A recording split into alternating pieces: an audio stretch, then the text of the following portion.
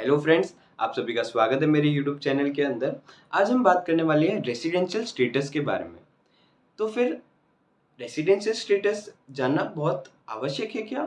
जी हाँ, भारत के अंदर जो टैक्सेबिलिटी होती है वो डिपेंड करती है कि आप रेसिडेंट हो या फिर नॉन रेसिडेंट हो। रेसिडेंट के अंदर भी दो कैटेगरीज बताई गई है, resident with ordinarily resident, resident but not ordinarily resident. तो चलिए हम जानते हैं इनकम टैक्स के सेक्शंस के द्वारा कि क्या होता है ये रेसिडेंशियल स्टेटस।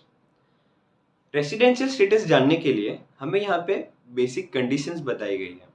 अगर आप दोनों बेसिक कंडीशंस में से कोई एक कंडीशन को भी सेटिस्फाई करते हो तो आप रेसिडेंट्स की कैटेगरी में आ जाओगे, otherwise you will be a non resident. तो चलिए हम जानते हैं कि what is the basic conditions in income tax act. सबसे पहली कंडीशन ये है कि अगर आप इंडिया के अंदर 182 डेज से ज्यादा का समय बिताते हो, आई रिपीट 182 डेज से ज्यादा इंडिया में रहते हो इन करंट प्रीवियस ईयर, तो आप रेसिडेंट गिनाओगे। और आप करंट प्रीवियस ईयर में 60 डेज से ज्यादा इंडिया में रहते हो एंड पिछले 4 प्रीवियस ईयर के अंदर 365 डेज से ज्यादा इंडिया में रहते हो तो भी आप रेसिडेंट गिनाओगे। तो यहाँ पे दो बेसिक कंडीशन बताई गई, जिसमें पहली कंडीशन में ये बताया गया कि अगर आप करंट प्रीवियस ईयर में 182 डेज से ज़्यादा भारत में रहते हो तो भी आप रेसिडेंट की कैटेगरी में आ जाओगे।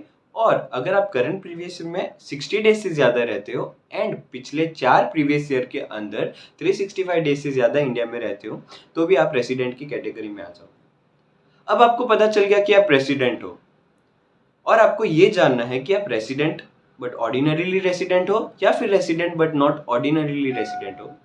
तो फिर उसके लिए दो एडिशनल कंडीशंस बताई गई है, जिसमें पहली कंडीशन ये बोलती है कि अगर आप प्रीवियस 10 सालों के अंदर में से कोई भी 2 साल रेसिडेंट की कैटेगरी में आते हो एंड पिछले 7 प्रीवियस ईयर के अंदर आप 730 डेज से ज्यादा इंडिया के अंदर रहते हो, तो यहाँ पे क्या दो एडिशनल कंडीशन बताई गई। पहली कंडीशन ये कि पिछले 10 प्रीवियस ईयर के अंदर कोई भी 2 प्रीवियस ईयर में आप रेसिडेंट की कैटेगरी में आते हो एंड आपने पिछले 7 सालों में से 730 डेज इंडिया के अंदर बिताए हैं।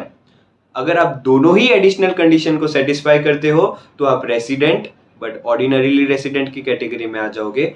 बट अगर आप दोनों ही कंडीशन सेटिस्फाई नहीं करते या फिर दोनों में से सिर्फ एक ही कंडीशन को सेटिस्फाई करते हो फिर भी आप resident but not ordinarily resident की कैटेगरी में आ जाओगे। ओके, सो आई होप कि आपको रेसिडेंशियल स्टेटस बहुत ही अच्छे से समझ में आया होगा।